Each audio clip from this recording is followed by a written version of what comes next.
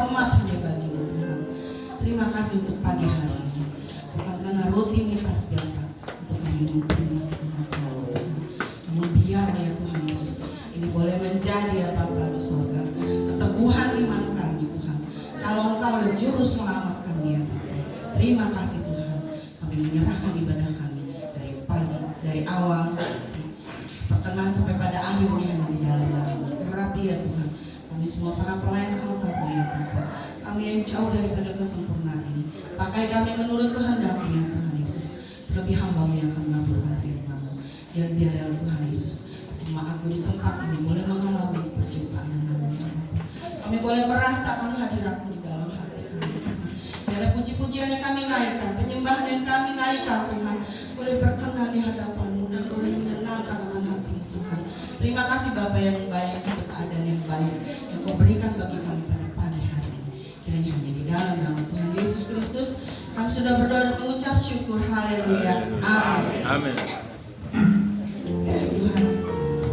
Kita boleh bersama-sama pada pagi hari ini mengucapkan rahmat Tuhan. Kita percaya Yesus adalah anak Allah. Amin.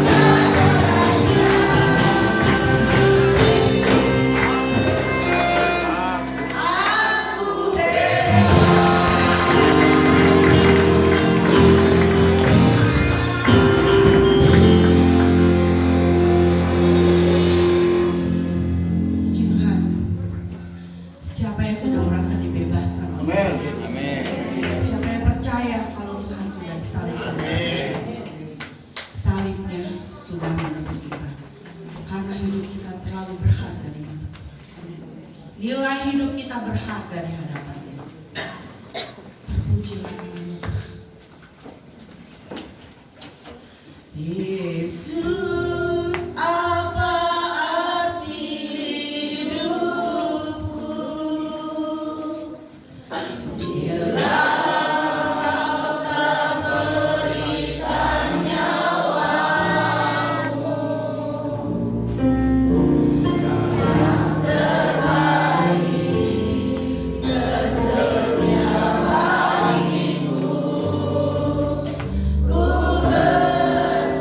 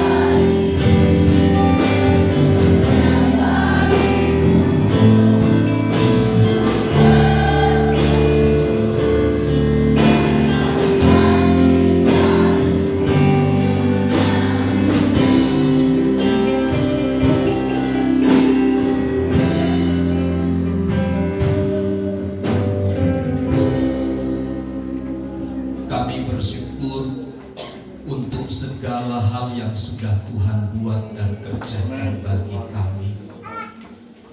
Kematian-Mu di kayu salib adalah bentuk kasih yang luar biasa bagi kami. Engkau relakan diri-Mu dikorbankan hanya untuk kami yang percaya kepada-Mu. Dan kami menghargai pengorbanan Tuhan dalam hidup kami. Ketika kami duduk untuk mendengar berita firman-Mu, Engkau yang melaksanakan seluruh kehendak dan rencana-Mu bagi kami. Engkau sedang mempersiapkan segala berkat yang berlimpah melalui firman-Mu. Karenanya pakailah hamba-Mu, pakailah kami dan urapilah kami sekalian, sehingga firman Allah itu menjadi kekuatan pembaharu bagi kami, untuk kami semakin lagi menjadi pribadi yang indah di hadapan Tuhan. Kami siap diberkati oleh firman-Mu di dalam dan demi nama Yesus. Amin. Silakan duduk Bapak Ibu Saudara sekalian. Shalom. Shalom. Baik, puji Tuhan.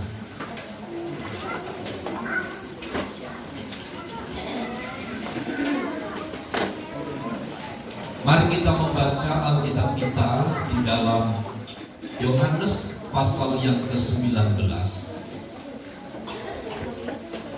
Injil Yohanes pasal yang ke-19 ayat 28 sampai kepada ayat yang ke-30. Kita akan memperhatikan bagian-bagian ayat ini yang berbicara tentang kematian Yesus. Mari kita baca ayat ini dalam hitungan yang ketiga, 2, 3. Sesudah itu, karena Yesus tahu bahwa segala sesuatu telah selesai, berkatalah Ia supaya genaplah yang tertulis dalam kitab suci, "Aku haus."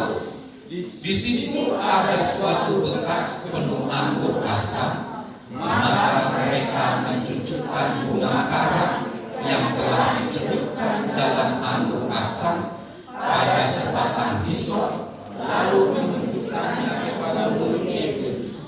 Sesudah Yesus meminum anggur asam itu, berkatalah Ia, "Sudah selesai." Lalu Ia menundukkan kepalanya dan menyerahkan nyawanya. Puji Tuhan.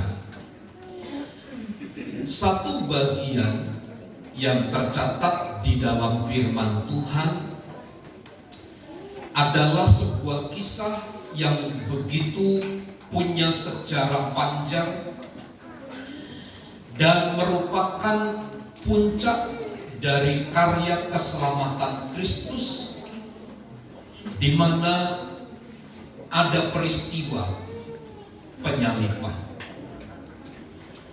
Sebagian orang akan mencibirkan mulutnya, memberikan hinaan-hinaan dengan berkata, bagaimana mungkin Tuhan itu bisa mati?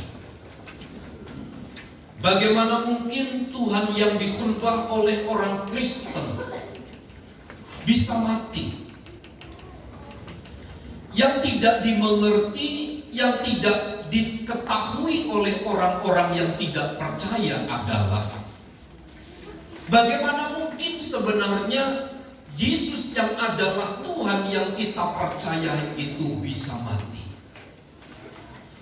Bapak Ibu Saudara yang terkasih di dalam Tuhan, Alkitab mencatat dengan tegas, di dalam kemanusiaannya lah Yesus itu mati.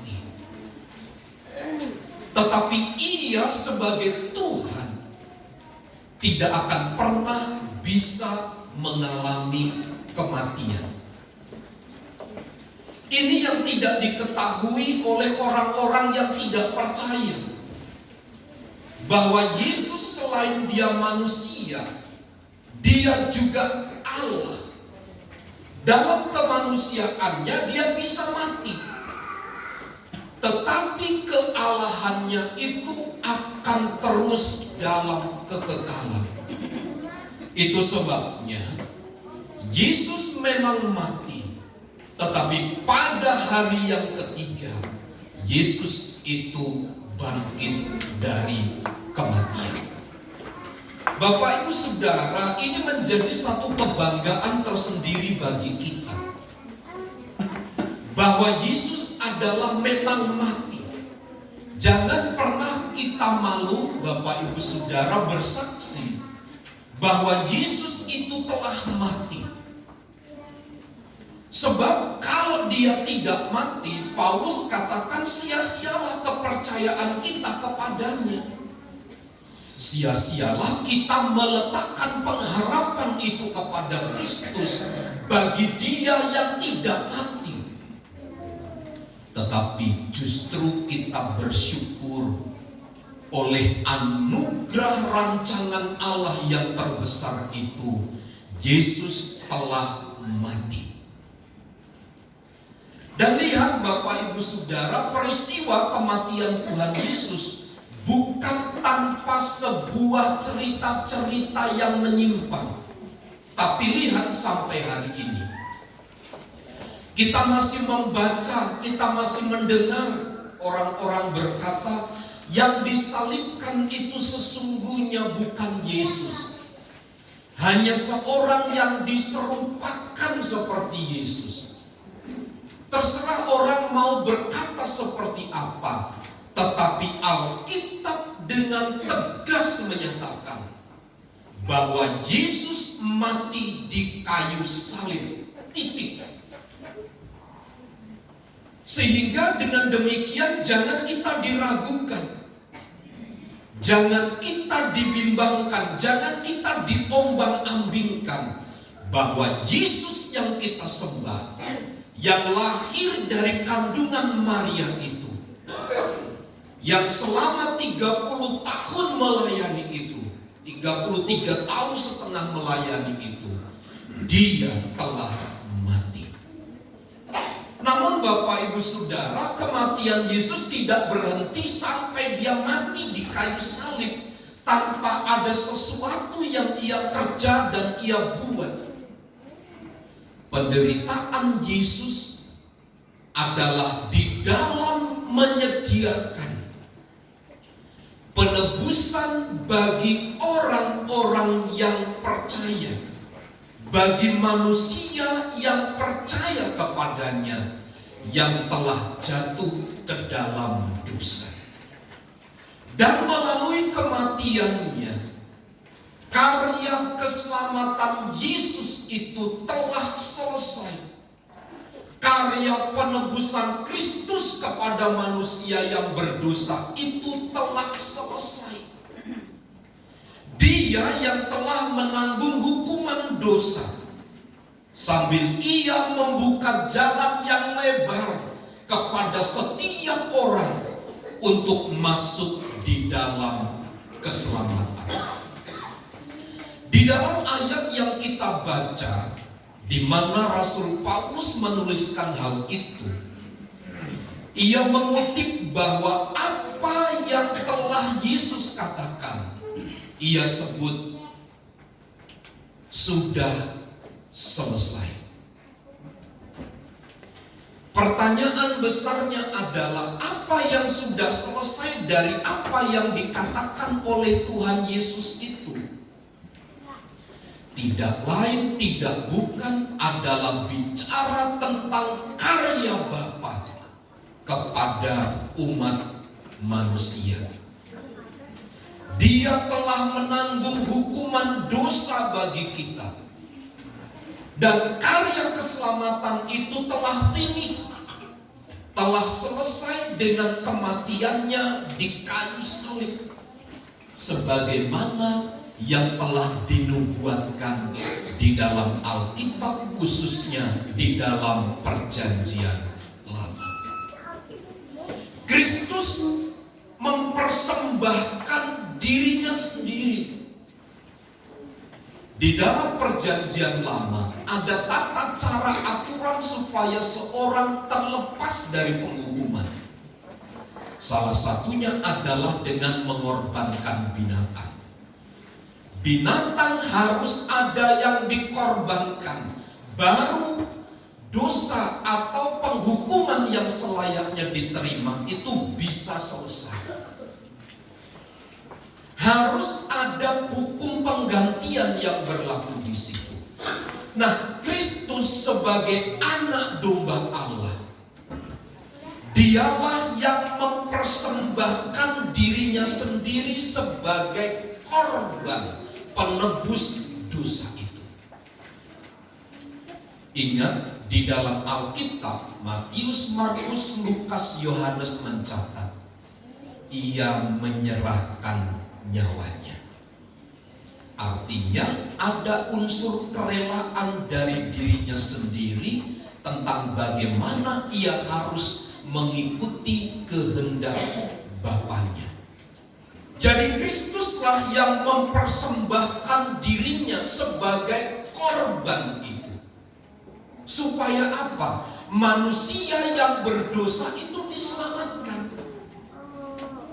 Kalau kita mau berandai-andai, Bapak Ibu Saudara, seandainya Yesus tidak mau korban, menyerahkan dirinya, tidak mempersembahkan dirinya, maka Anda dan saya, kita orang-orang yang percaya itu akan menjadi orang-orang yang paling malang, akan menjadi orang-orang pengikut Kristus yang paling dinistakan.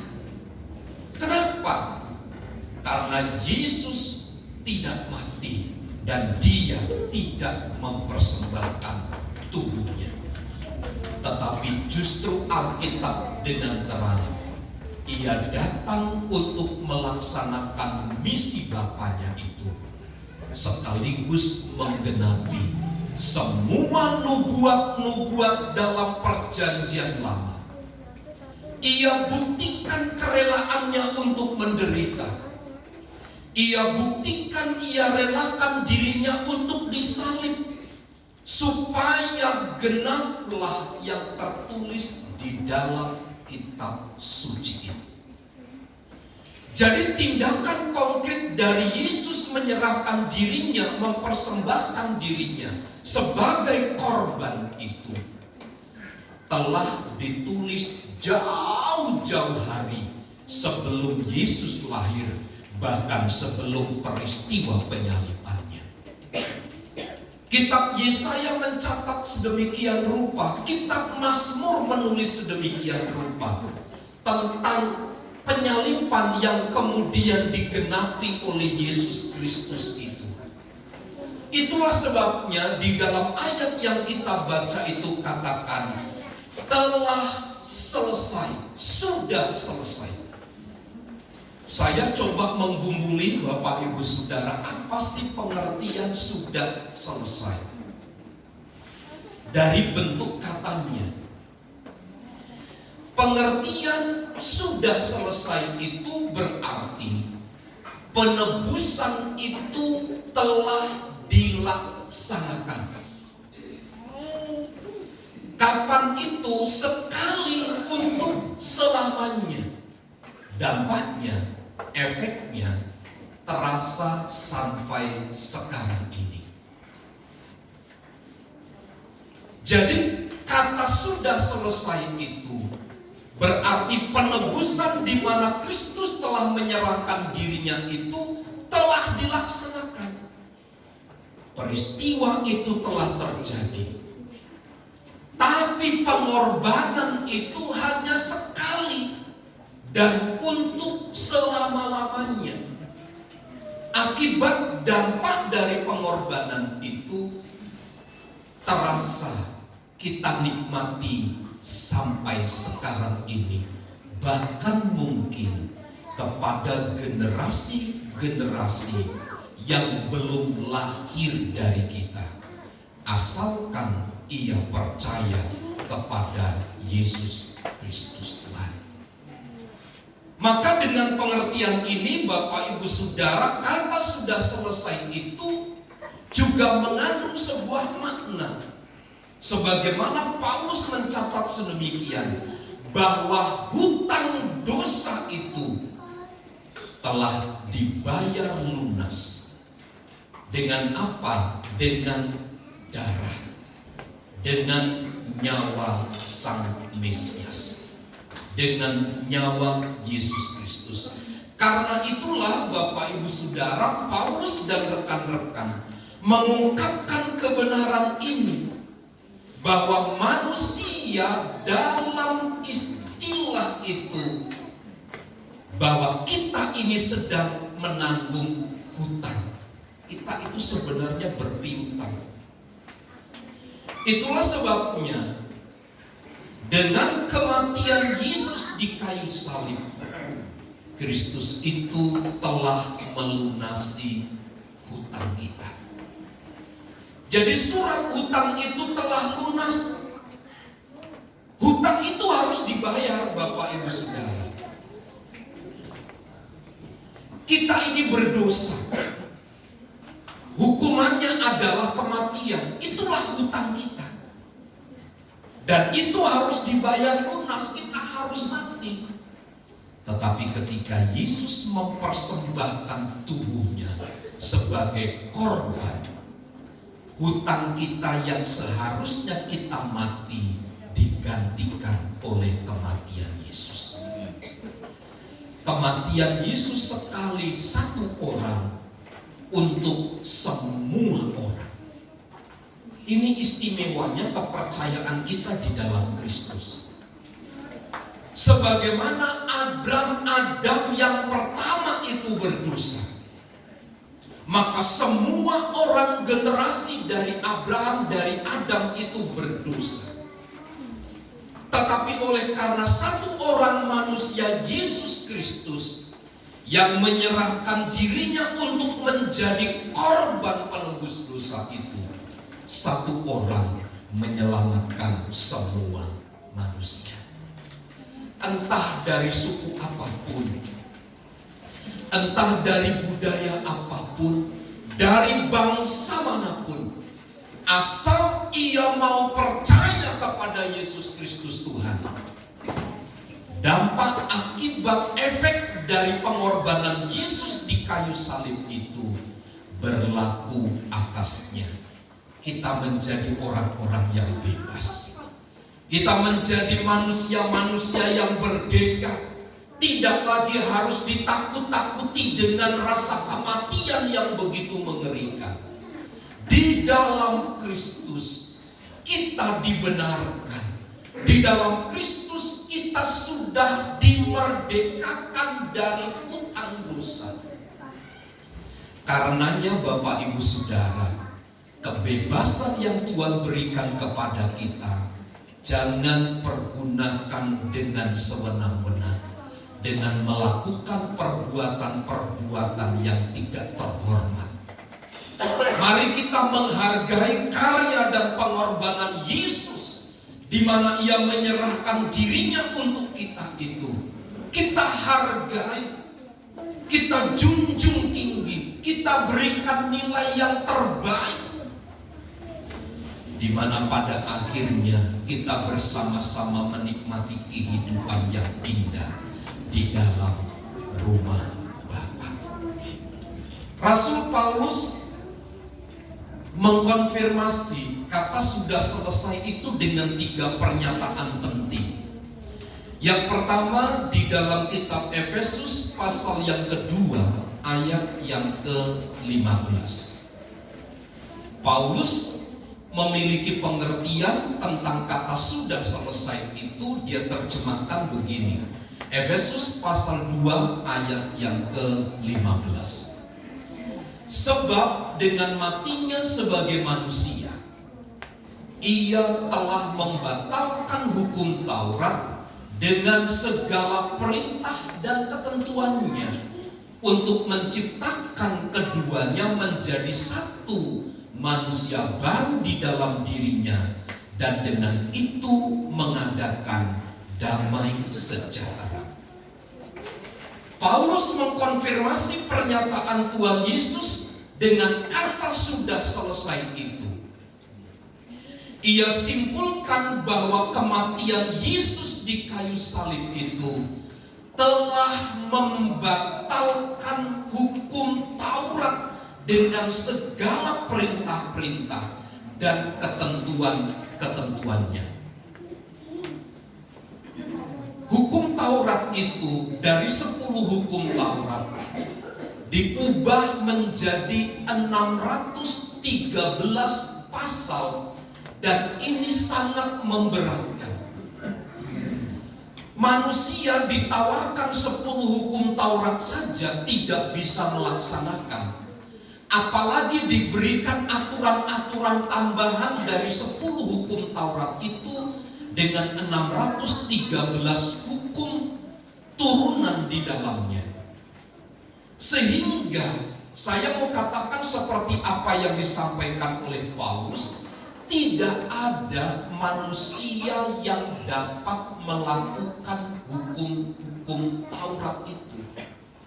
Dengan kata lain, semua orang yang hidup di bawah hukum Taurat pasti kemudian akan mati.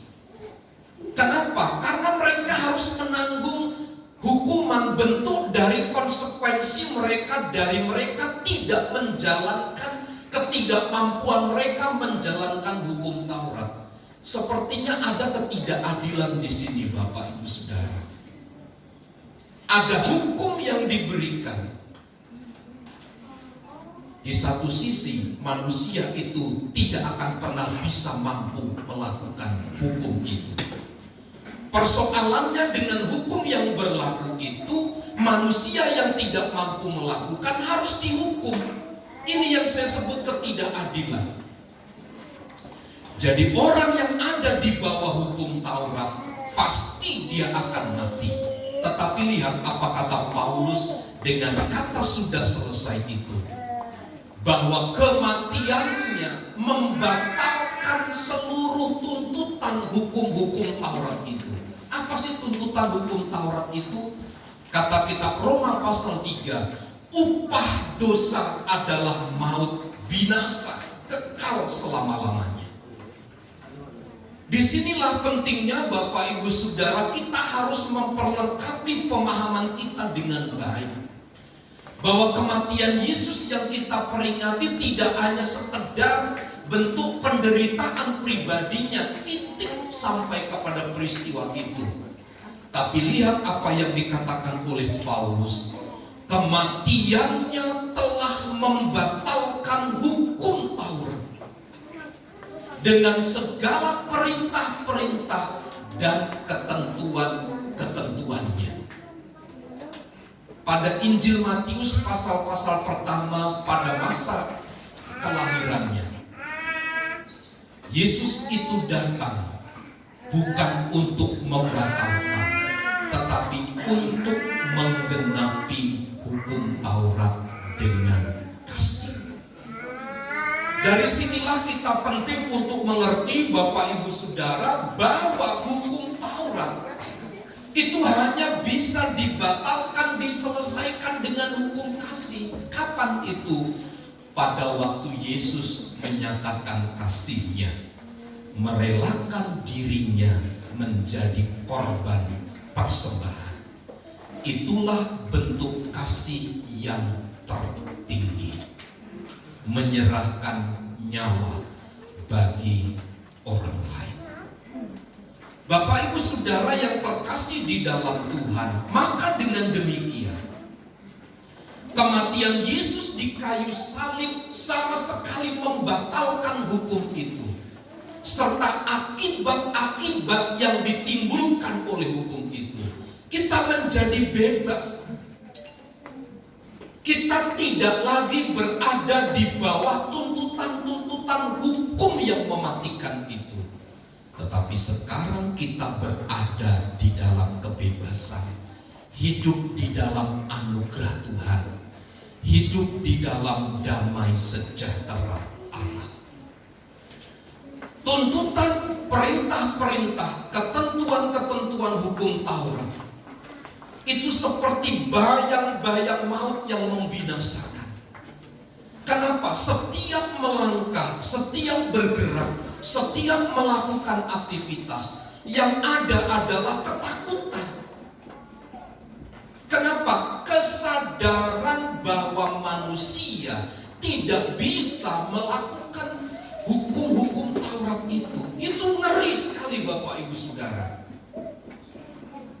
Satu kali kakak saya yang pertama jam 1 pagi waktu saya di Lampung, pintu itu terkunci semua dan di dalam itu banyak anak-anak yang tidur, sekitar 30 orang anak-anak muda, anak-anak tetangga gitu kumpul jadi satu di rumah. Jam 1 pagi karena saya tidur di kursi, karena pintu semua dikunci, depan belakang semua dikunci. Nah di atas tempat tidur saya di kursi itu ada jendela, ada lubangnya. Perasaan saya ada maling akan masuk begitu. Tahukah Bapak Ibu Saudara situasi yang saya alami? Saya mau bergerak bagaimana? Saya mau pergi dari situ, takutnya saya ketahuan, menurut saya itu pencuri maling. Setelah saya teriak sekencang-kencangnya, "Bapak, ada maling!" Saya bilang begitu. Lalu bapak saya keluar membawa golok yang wangi dari dalam kamarnya. Rupanya kakak saya teriak, "Bukan, bukan!" Tapi tahukah Bapak Ibu Saudara, saya pada situasi itu ngeri sekali. Karena apa? Saya anggap itu maling lewat jendela rumah. Situasinya itu mencekam. Bapak Ibu ingat peristiwa kerusuhan 98 yang di Kota Bumi? Ya kan? Kerusuhan begitu hebat, luar biasa. Orang kalau kesetanan itu bisa memikul benda melebihi kapasitas tubuhnya. Di Kota Bumi satu orang bisa memikul 2 kulkas. Coba Pak Juntang, 1 kulkas bisa mikul sendiri Pak.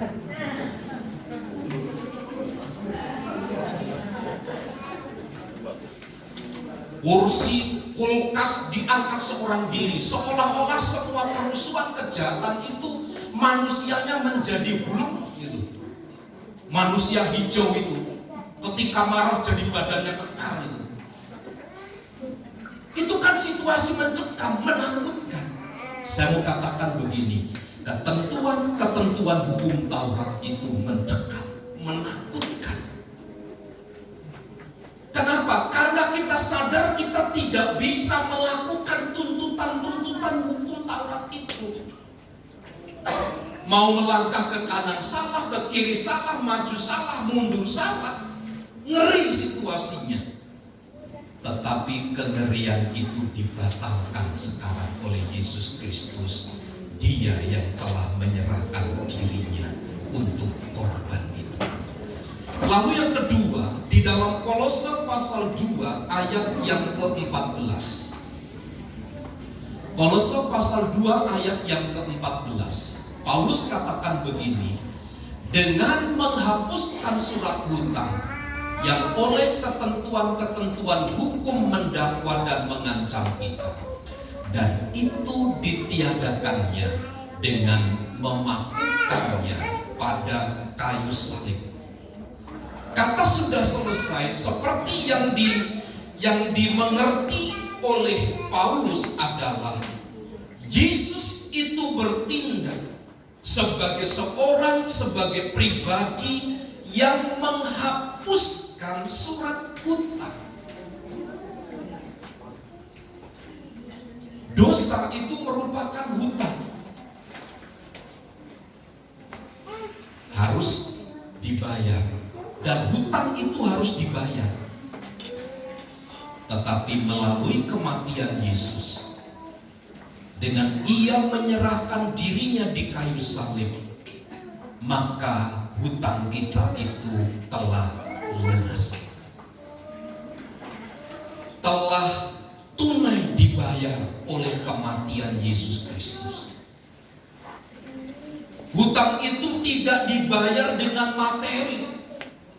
Hutang itu tidak dibayar dengan uang, tetapi dengan nyawa, dengan darah yang mahal.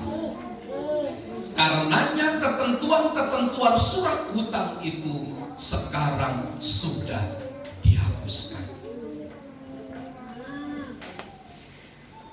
Sekarang sudah diselesaikan. Bapak Ibu Saudara, tahun yang lalu dan tahun sekarang ini di blok BB ini, jadi mohon maaf saya cerita sedikit. Di sini ini ada tukang jualan ayam ya, yang pakai motor. Setiap setengah 7 atau 7:7 itu selalu naik di atas motornya di dekat pintu gerbang itu. Satu kali Jen dan temannya itu bilang, "Papi, itu bapak-bapak itu mengeluarkan kemaluannya." Enggak, saya bilang saya kenal bapak itu. Saya bilang gitu ya. Saya kenal bapak itu. Saya suka ngobrol dengan beliau. Lalu teman-temannya juga bilang, "Iya om, gitu. Saya sering lihat."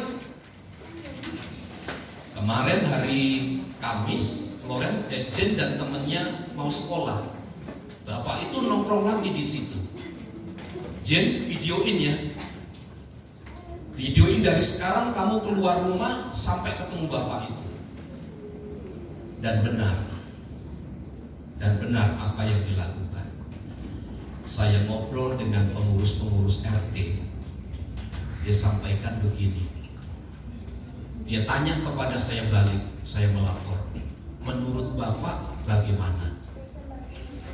Menurut saya harus ditegur karena itu kesalahan.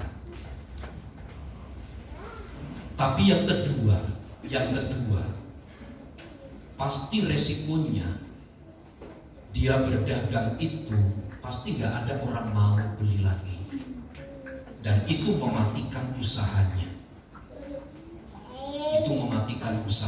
Kemarin hari Jumat saya panggil beberapa orang, ayo kita tunggu, kalau bapak itu datang nanti kita akan tegur.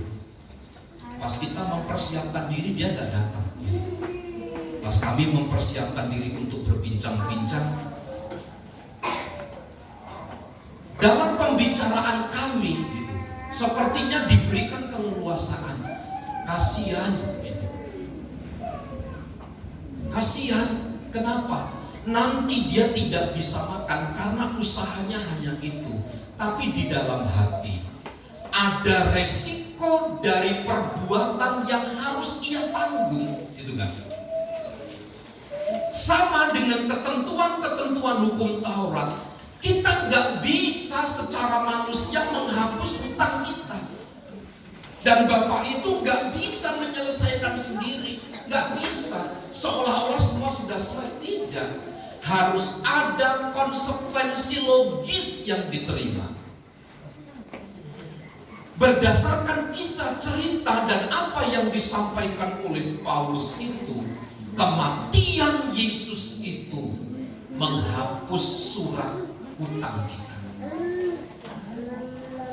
Sekali lagi, penghapusan hutang kita bukan karena kita punya kriteria-kriteria yang baik, bukan karena kita manusia yang taat, bukan karena kita manusia yang baik, yang menjauhi kejahatan, yang menghormati orang tua, menghargai sesama. Bukan itu, tetapi semata-mata hanya oleh karena anugerah dan kemurahan dari Tuhan.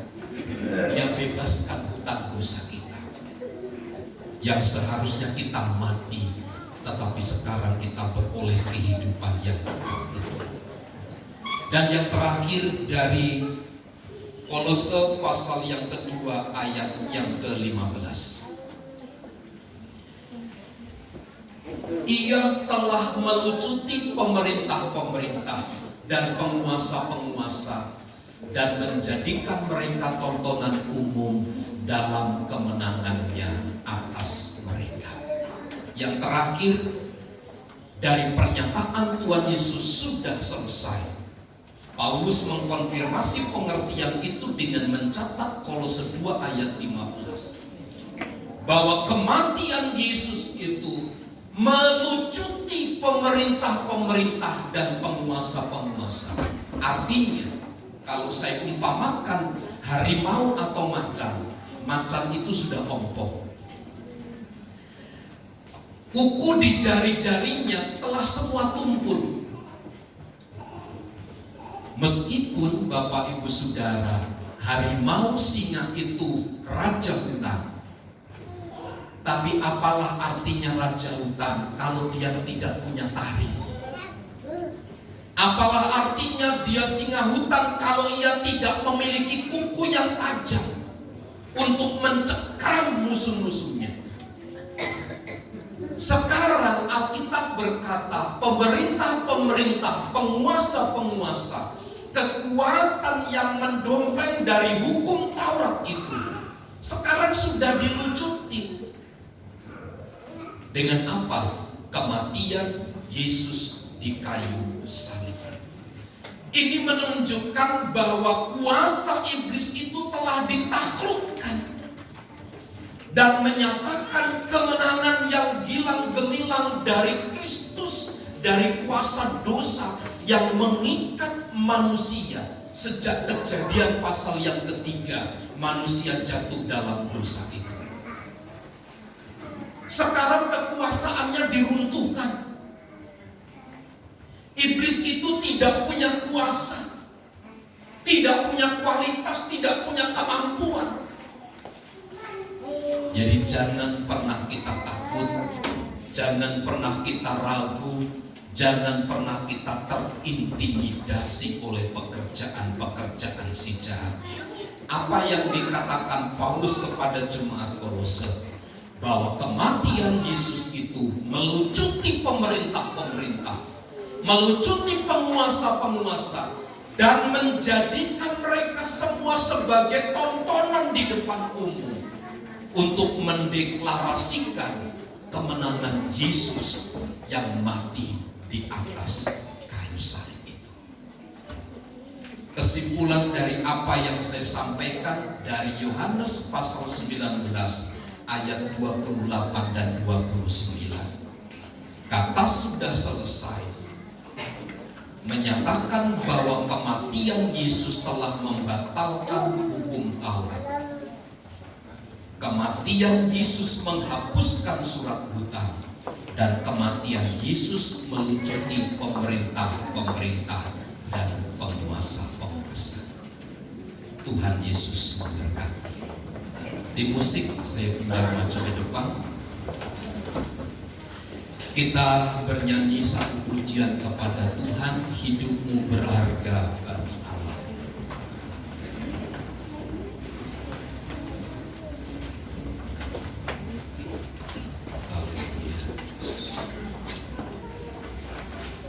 Ajaib, ajaib, ajaib.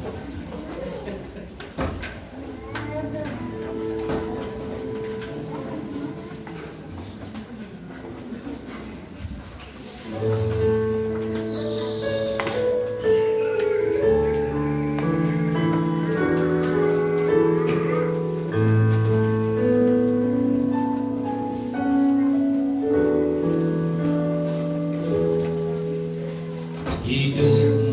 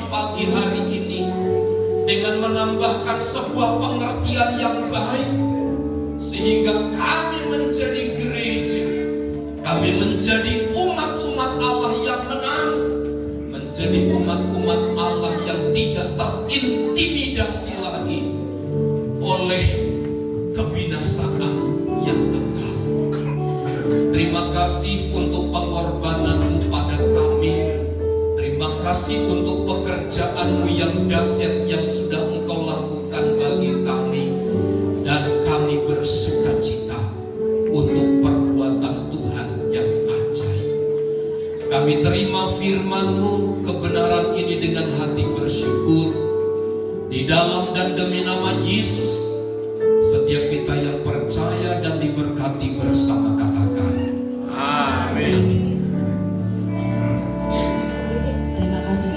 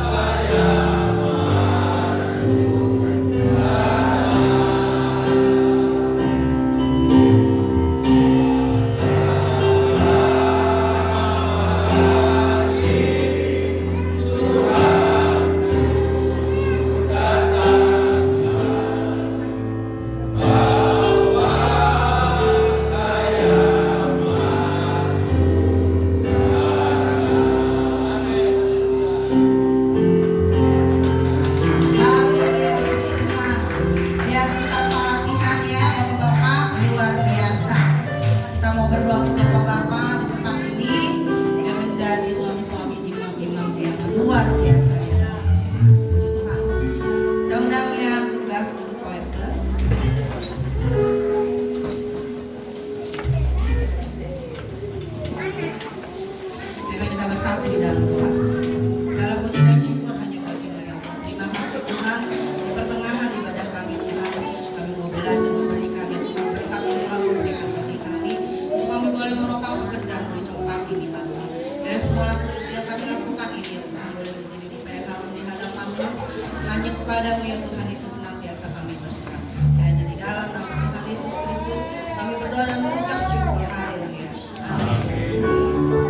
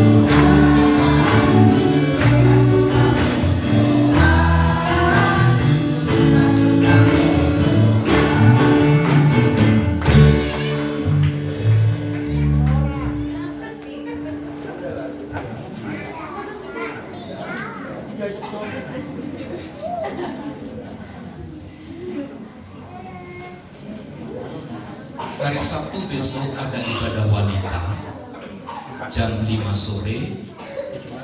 Kemudian jam 7 malam ada ibadah youth.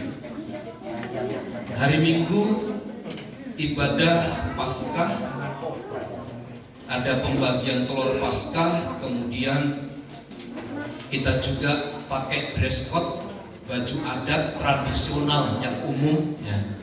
Jadi pakai baju daerah gitu. Yang ada pakai baju daerah. Kalau nggak ada ya pakai batik gitu ya, supaya kita karena tanggal 21 hari Kartini. Kemudian bagi Bapak Ibu Saudara bisa mengikuti lomba telur Paskah yang dihias dari rumah ya. Telur Paskah yang dihias dari rumah.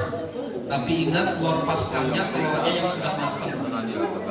Jangan mentah, takutnya nanti kalau dinilai jatuh pecah ya. Tapi usahakan yang matang. Tapi kalau tidak pakai telur itu bisa pakai plastik telur itu dihias. Nanti ada panitia yang akan menilai. Bagi Bapak Ibu Saudara yang memakai kostum ya.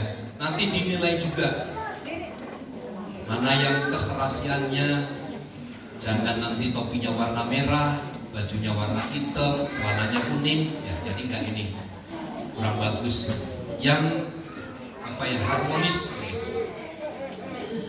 Kemudian disampaikan turut berduka cita sedalam-dalamnya bagi keluarga Ibu Lili dan keluarga besar atas berpulangnya orang tua yang dikasihi, yang kita kenal dengan Engkong Ketensian, tak umur 82 tahun.